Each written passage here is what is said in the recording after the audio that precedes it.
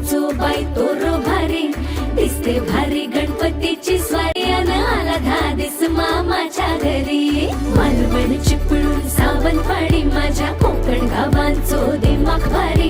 दिसते भारी गणपतीची स्वारी माझ्या कोकणा वाटे तुम्ही वलवा गाडी धमाधमान हाका गाडी माझ्या कोकणचो रस्तो नागमोडी कारी नयवा पशी नयवा नाही तर सुसाट आगीन गाडी